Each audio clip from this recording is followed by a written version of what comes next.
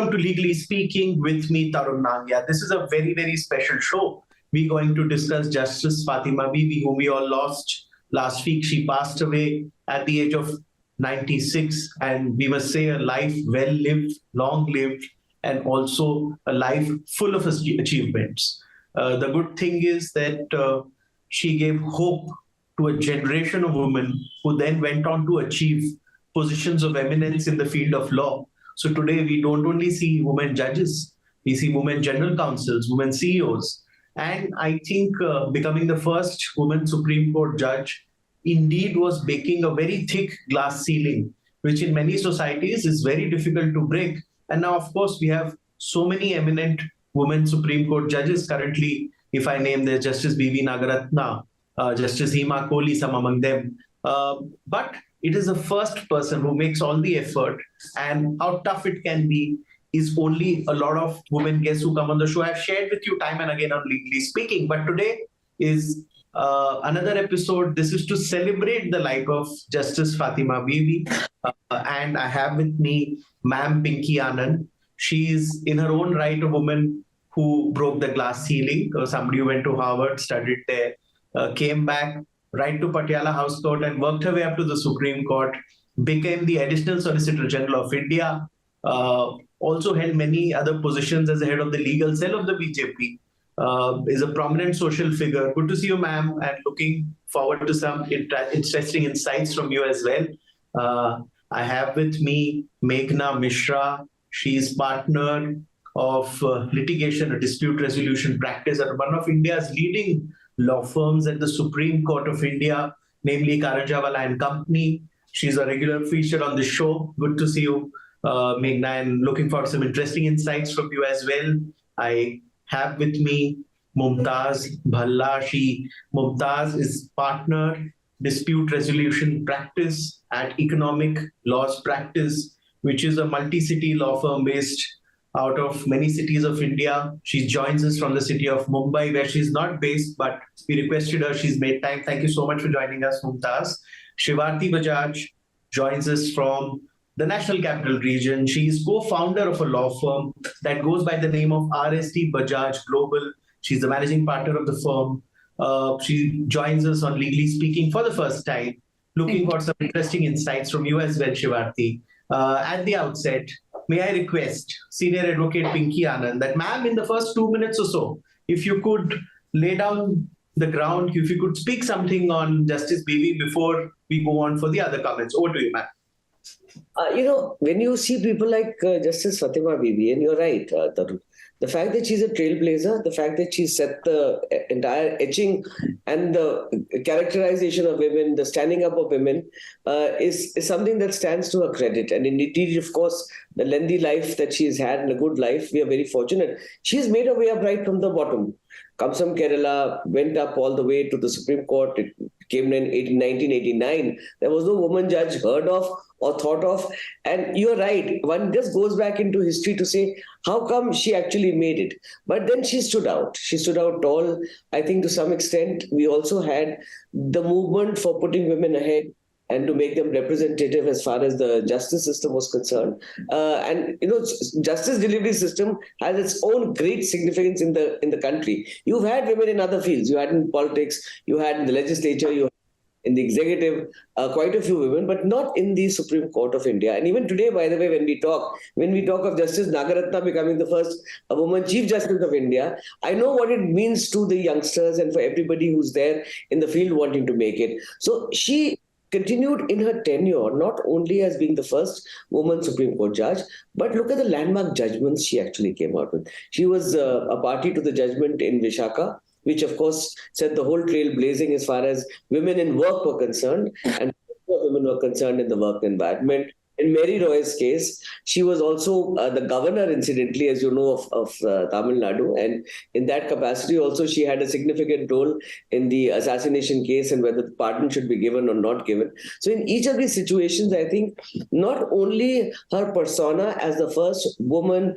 Muslim Supreme Court judge of the country in 89, leading on to her current life, going on to also being member of the Kerala Commission for Backward Classes and Human Rights Commission as governor. But the fact that she actually lent credibility to so many different issues that confounded and ultimately confronted us as a generation. I think we owe a tribute to her in that capacity. Thank you. Thank you for that opening comment. I'll go across to Meghna Mishra, partner Karanjawala and Company, for her comment on Justice Fatima Bibi. Thank you, Tarun. Great to be back on the show. And Pinky ma'am has put it so beautifully that absolutely this is an inspiring journey for all young lawyers and not so young, which because I'm including myself as well. Because when you saw the historical presence of women in litigation, I'm going beyond just judiciary. All of these trailblazers, they inspire, they give us hope that you can do it. And now, finally, we can count beyond our fingers because there have been about 11 Supreme Court women judges. But the first is always a breaking of the glass ceiling.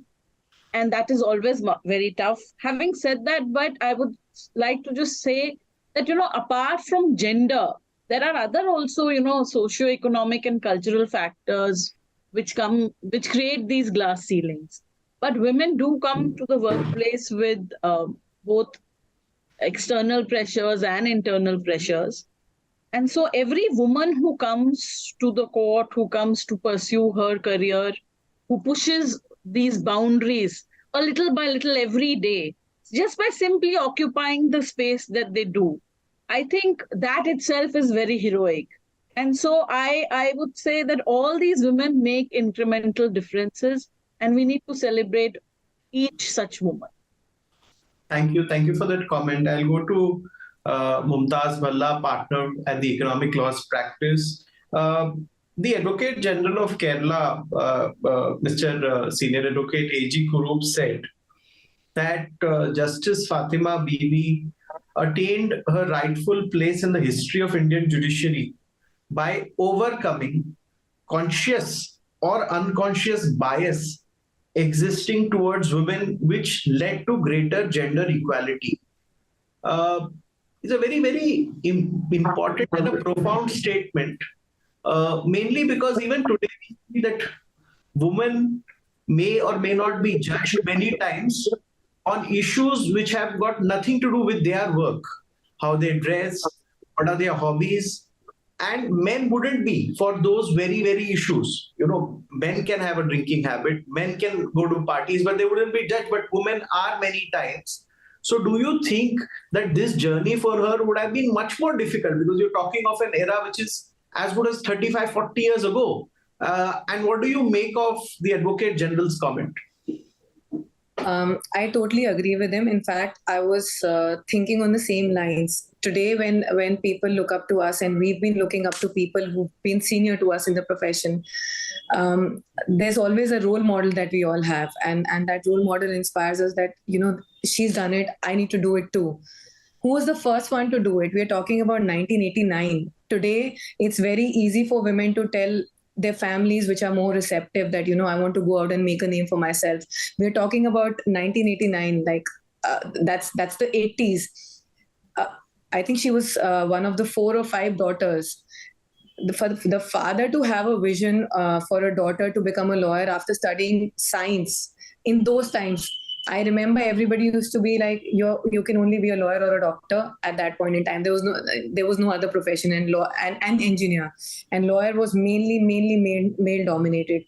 For her to step up in way back in the 1989 and be a Supreme Court judge at that point in time. Today, Justice Nagarjuna, we all are looking forward to the day she's going to be the CJI. These are all benchmarks that not just me, the people who are older to me have been looking forward to all their life. The people who are younger to me will be looking forward to once this happens.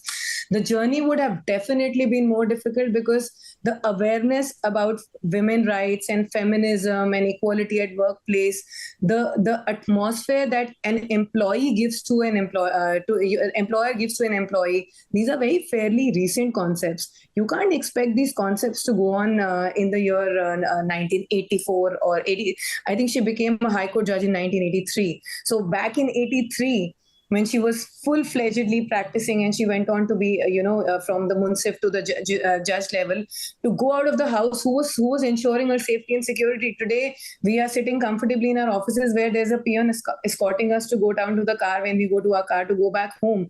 So for her to be motivated to do this, it has to do with her passion towards it. And she's that one person of passion has paved way for decades of women who are still looking forward to the fact that even after so many decades, we're talking about her. And because like Pinky ma'am and Meghna ma'am said, the first one is always the trailblazer. We are still talking about it. Justice Nagarthana being the first CJI, we are still talking about her, that, this is going to happen, this is going to happen.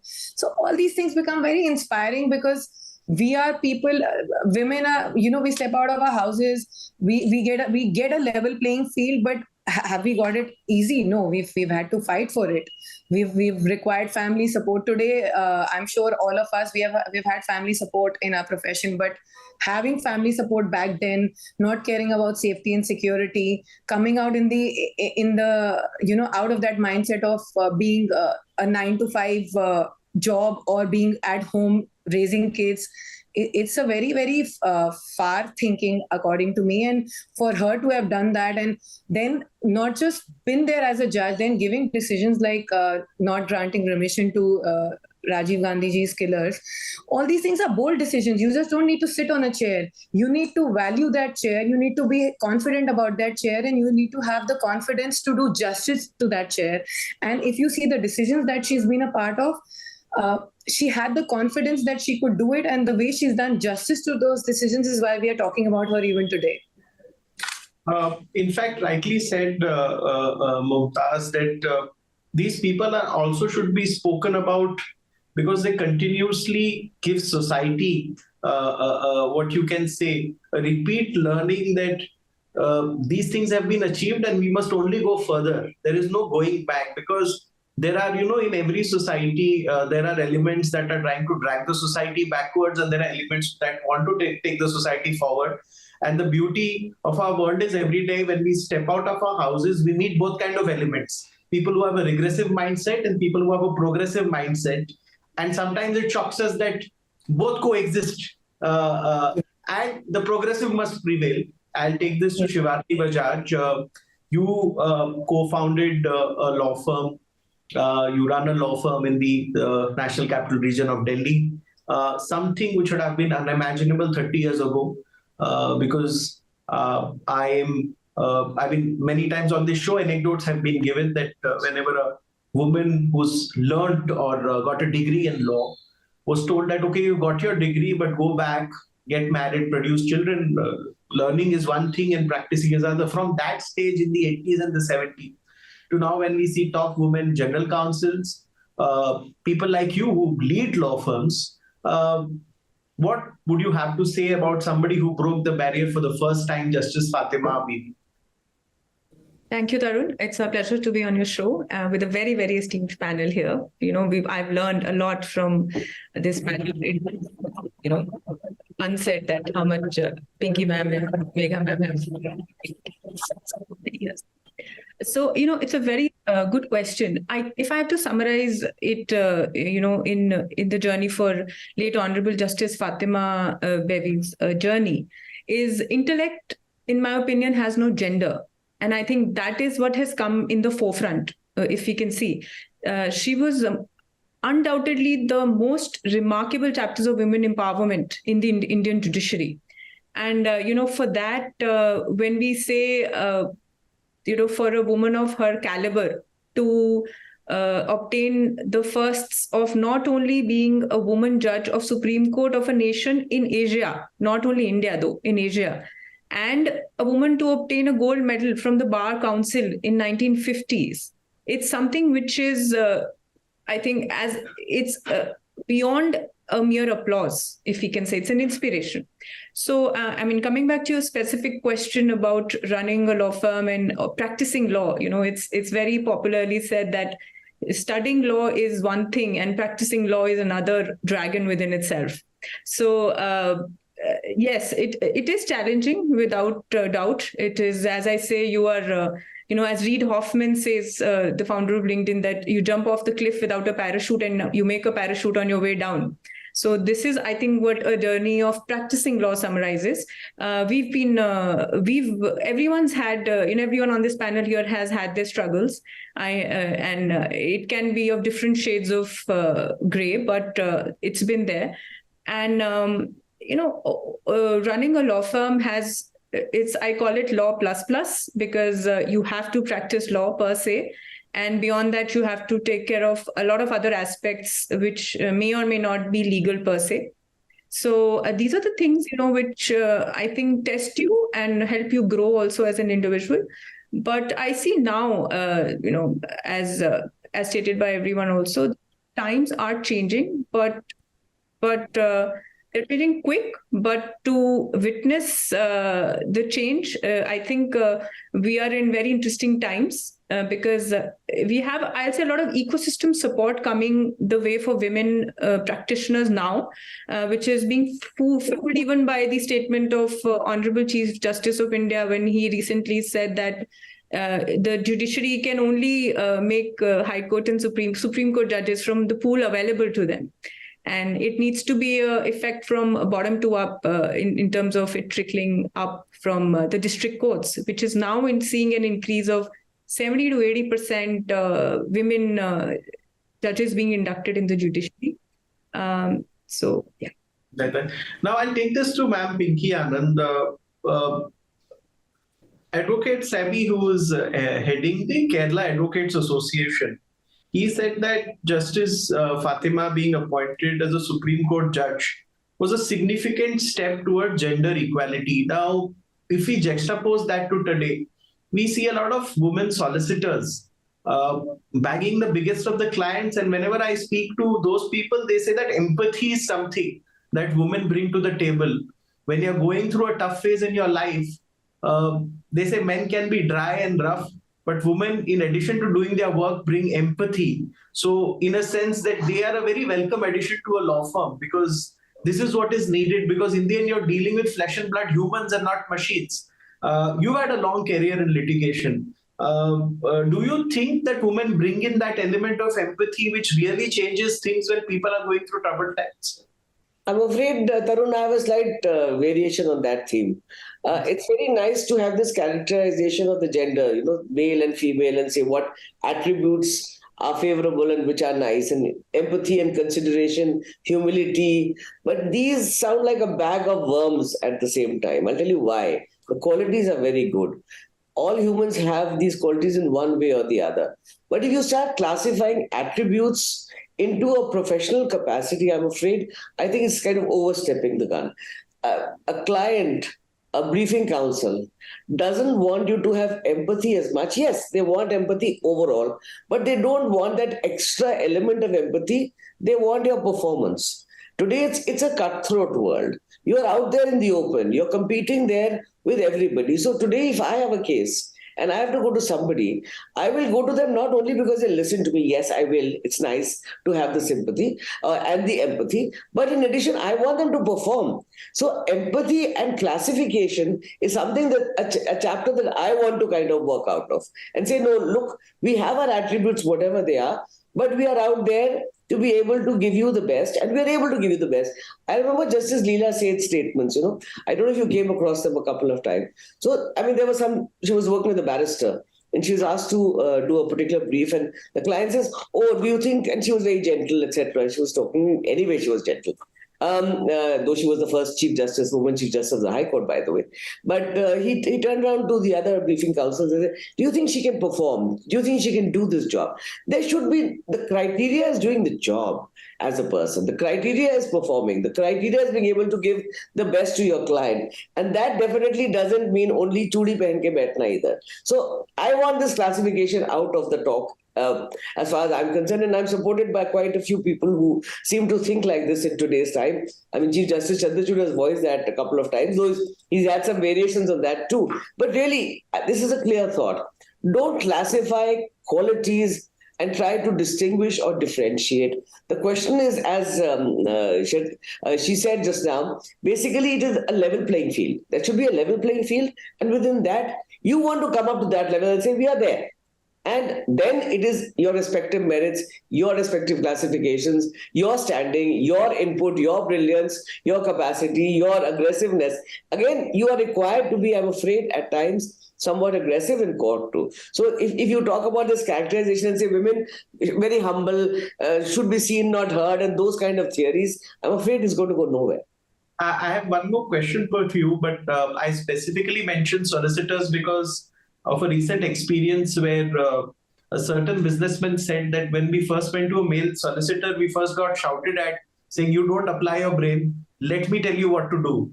When they went to a woman in this case, she heard them out fully. Anyway, she was had. She's doing the matter now. So that's how it came. It's a big financial crime matter in the newspaper, so I won't comment about it. But I want to ask you this one more question. You straddled many worlds. You came to an India which was patriarchal and orthodox in the 80s when you studied in the United States of America and came here. And now you also work much successfully in the India of 2023. How tough it was then, how easy it is now. Of course, now you're a big name in India, so that's different. People will be, of course, having all the respect and everything, but largely you understand what I'm saying. Could you give me your opinion on that? See, I think there's been a wide paradigm shift by all means. I mean, yesterday, if you talk about the time when we came back to India and out of Harvard Law School and all, at that time, as far as women are concerned, women were hardly seen in the profession. You hardly had a handful of people who were there, and the non-handful or the larger lot were actually behind the scenes. They were junior counsels or they would be working within firms, and you didn't even have a globalization of law. So you ultimately had limited kind of fields. In litigation, for example, you just had a few handful of names. So really speaking, the performance issue was a totally different one. The ones who were there, frankly, I didn't face much difficulty, to be honest. I felt one was recognized in one's own right, without too many things tied to it, strings tied to it. So it's another matter. But I do know that my colleagues, my younger colleagues, other people in the profession face a tremendous amount of difficulty. Today, you have another level of difficulty. The difficulties have not gone. But the difficulties have been that you have to be still twice as good as a man to be able to perform maybe half as well as a man. So to be judged as good, you have to deliver double. I would say quadruple, actually. Double is what I qualified with half. You just have to do that because, A, the competition is much more today. You have a large number of women in the field. Yes, they have a standing in the sense that they are recognized. But in order to come to beyond that glass ceiling, to break the glass ceiling of that level, now there's a different level which has established itself in the glass ceiling. To come there and to be, as they say, top. Let's take even things like actors and actresses. Why are actors paid more than actresses? It's not that the actors are performing better and the actresses are performing lesser. It's a question of recognition. So the recognition of status, of quality, of caliber, of standing. Again, if you talk about how many women senior advocates there are, how many men senior advocates there are, judges to male to female ratio in the higher judiciary is very, very good, commendable, highly commendable, but still not there anywhere in the reckoning. In fact, ma'am, many years ago, I remember we did a show many years ago when the High Court, was it Calcutta? It had 12 women judges in the High Court. And one of the Chief Justice was then elevated to the Supreme Court. And so years, I'm saying 6 years ago. That was the highest. No, therefore, there has been a lot of achievement. But if you are saying that the going is very easy at this point of time, it isn't. You still have yourself. You still have to show that you are good. The metal has to come through. It's not that it's been taken for granted. Women have made it to the judge of the Supreme Court. Justice Fatima Bibi has led the trail. Very nice. It's really been there and it makes a lot of difference. But every woman has to stand in her own right to be there on the level playing field, get that level playing field, and within that, then to excel.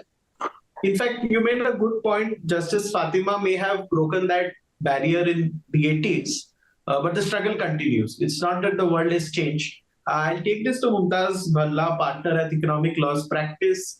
In a sense, we have got 3 women lawyers who do soliciting work. Also, Ma'am Pinky Annas appears in the court on a day-to-day basis. They have slightly different worlds because they do a lot of client front-facing. How things have changed since you came in the profession, Mumtaz? I've seen a big shift even since I joined the profession. I've been in the profession for about 15 years. And like we're talking about Justice Fatima Bibi, um, I don't know, but I'm pretty much sure she would have chosen not to marry if she's been so decorated in her career, because at that point in time, I could not expect her to raise kids, take the matrimonial responsibilities, because nobody would have accepted her. When I joined the profession, I still remember that the first crèche in Delhi, in the Delhi High Court, came about last year, and the Supreme Court was about 8-9 years back. I think in 2015 and 16. We need to think about taking further steps ahead, because yes, there is a path made, but we all need to walk that path together. Like Pinky ma'am said, we need to put in double the effort as compared to a man. And it's true, I face that every day. And I literally have to prove myself. And it's only then people feel, oh, no, it's my personal experience of working with her that I know that she's a good lawyer. You know, with a man, you'll say, oh, XYZ is a good lawyer. Everybody's going to believe, yeah, he's a good lawyer. But with a woman, you have to have a personal experience in a matter, and only then they will believe you're a good lawyer. So we are still in an era. When I joined the profession in 2008, there were fairly lesser women lawyers. I'm even telling you about 2008, which is long after 1989. I've seen the shift after 2014, 2015, where women have started taking law very, very serious as a profession. Yes, like Shivarti said, getting a law degree and practicing is very, very different.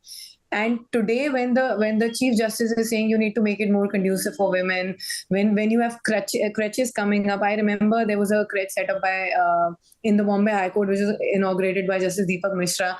All these things, giving the conducive atmosphere to a woman collectively, is when the woman can perform. Like Shivarti said, intellect has no gender.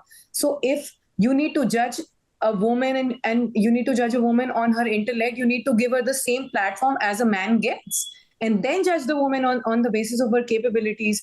We are still discussing issues like, are there equal number of women judges? Are there equal number of women in legal profession? Are there equal number of women? I remember the Chief Justice, Honorable Chief Justice, made a statement that employers should be reluctant of hiring, should not be reluctant of hiring women because of sexual harassment charges. So statements like these, this doesn't exist just in the fraternity. It's a countrywide problem which we are still working collectively on. And I feel as the flag bearers of the system, we are better positioned to do it, because you always lead by example. So today, if we have it in us to come and say that no, being a woman, and Pinky ma'am has been doing this all her life, if me as a woman, I can say no, I'm okay to go to a police station at 12 in the night and be there with my client and assist the client. Where is the difference I stand? If I'm not taking benefit of my gender as an excuse to not perform, please don't let it come in the way of my performance and my judgment as a lawyer on the table. That's all. Point well taken. And we need to keep the fact that we need to keep reminding people today that yes, we are here. Look at us. Yeah, we're talking about representation, especially in criminal trial lawyers. If we compare men to women lawyers, you need to go to trial courts and see the representation. But that one woman who becomes a senior advocate as a criminal trial lawyer is very inspiring for at least 100 of us. And it's going to be an ongoing process. It's not going to stop here. And I think it's another 10 years, we are going to much better than where we are. Point well taken. I'll go to Meghna Mishra now. You seem to have done well, became a partner of and the litigation practice at one of India's leading law firms in the litigation space, where you joined in the 1990s. The Indian economy in that sense hadn't taken off. I think it was after 2000 that the pace accelerated. How was the world then and how is the world now? So when I commenced my practice in 99, there were very few women who were seen in the litigation sphere. They had been enough colleagues and classmates who were willing to join law firms. But in litigation, what I found typically was we started in a big number. Then some would end up getting married, leave. Another lot, as Mumtaz said, there was no creche available. There was no backup. Those facilities weren't available then. So you had a lot of girls leaving after they bore children. But I find today, when you go to, in fact, it's very telling. Our bar room was one small space, which was always khali. One could just go sit there. Today, when you go during lunchtime, you may not find place to sit to have lunch. You don't if you are you reach at 1:30 and lunch starts at 1:15. So I think that's a very positive sign. And I think we've not had it. I mean, I'm known to be a positive person, but factually also, if you see today, the Chief Justice at every function is talking about inclusivity, about including women. Justice Gawai talked about equality just this Sunday in that function that took place. We have our Prime Minister Modi ji who's talking about women empowerment. So I think that gives everybody hope, encouragement, and it's very inspirational when people are looking at taking concrete measures to include women. So I think it will just keep getting better, but it's not going to happen overnight. It's a very slow process. So I agree with Mumtaz there that it will be another 10, 15 years before there'll be any equality in that sense. But it's happening in leaps and bounds. So I think that's very positive. And as leaders, as people who've been in the profession, I think, the more we encourage each time we hire a woman colleague, each time someone is having a problem, you lend a helping hand, I think that goes a long way. Point well taken. I'll go to Shivarti Bajaj. Before telling me your experience since you joined, also could you throw light on this aspect? In the 70s, we had a prime minister who was a lady. Then we had many successful chief ministers who are women. So Prime Minister was Indira Gandhi, there was Jayalalitha. Of course, we had Vijayaraje Scindia. She was, of course, one of the founders of the Jansangh, also got elected many times. So women have been leading even in those times. They were accepted also. The numbers may be less, but they have held pole positions right at the top. It's just that in the judiciary it took time because they were non-accepting. Now they are, but because the judiciary is also so personality-driven that with every collegium change, the attitude towards women being accepted may also change because each collegium member comes with his own set of thoughts, and that influences decision-making. So sporadically there may be encouragement, sporadically there may be periods where there is a lull. What has changed since you have joined the profession? Because you run a law firm, so in a sense that you have to do all the front facing with the client, and it's not like a firm that you become a part of. So what are the challenges there for you as a woman? And you worked earlier for a law firm. How has been this journey? Sure, Tarun. Tarun, I'll first take the contemporary part of your question. In the recent times, you're absolutely right. The judiciary, the judges, everyone is more welcoming.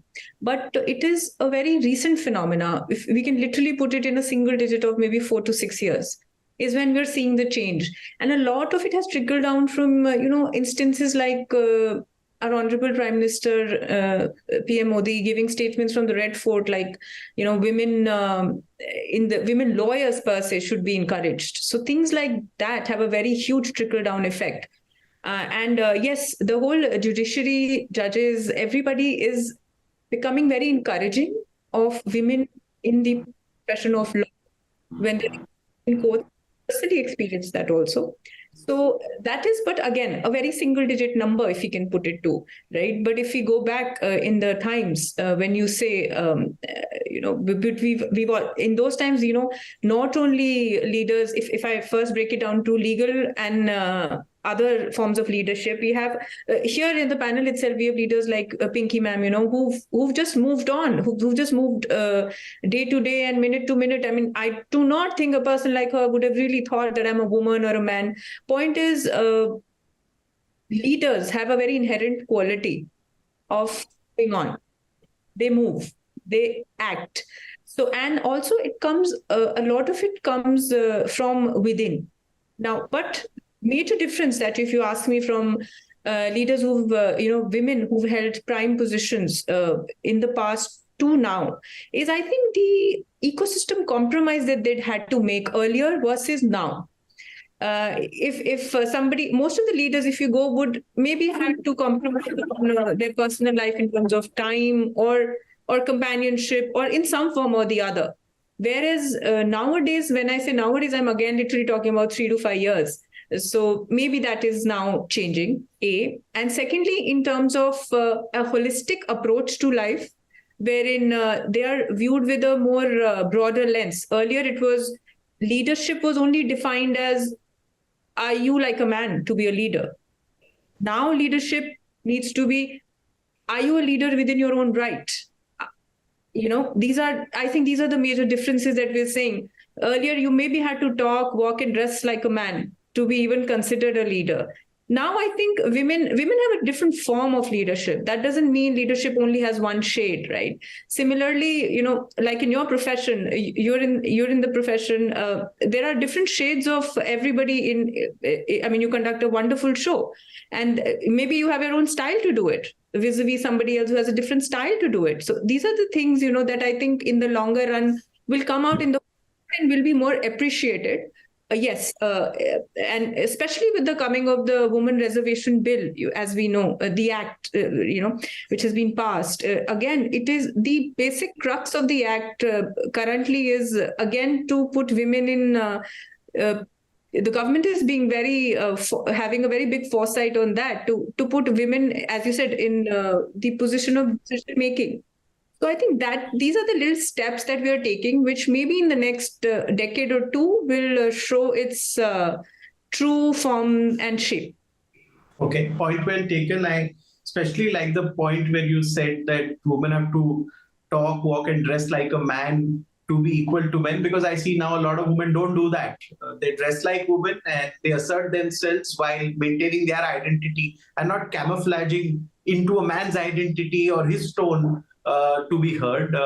It was indeed a pleasure talking to each one of you. I appreciate and thank all of you to have made time for the first woman Supreme Court judge. We lost her recently. The show is in her memory. It is important to cherish such people, because what they have achieved, not many have been able to, and they are one of the first ones. And something to ponder on between the first woman Supreme Court judge and the first woman Chief Justice of India. It's taken a 45-year gap. So it's not easy. From a Supreme Court judge to the Chief Justice has taken 45 years. Even now, but people say that the tenure is so short that they wouldn't count it, that it's just a couple of, a few days. It's not like 8 months or 10 months. So we have to wait and see how many more days or years for us to have a woman Chief Justice of India who has a 1 year or a 2 year tenure, which is a proper tenure, as it is called, a tenure where whatever decision and judgments are authored, impact can be felt on society. But nevertheless, Justice Nagaratna's tenure is also welcome and look forward to. But thank you so much, Ma'am Pinky Anand, Ma'am Meghna Mishra, Mumtaz Bhalla, Shivarti Bajaj. Thank you for joining us. Really appreciate it. Thank you.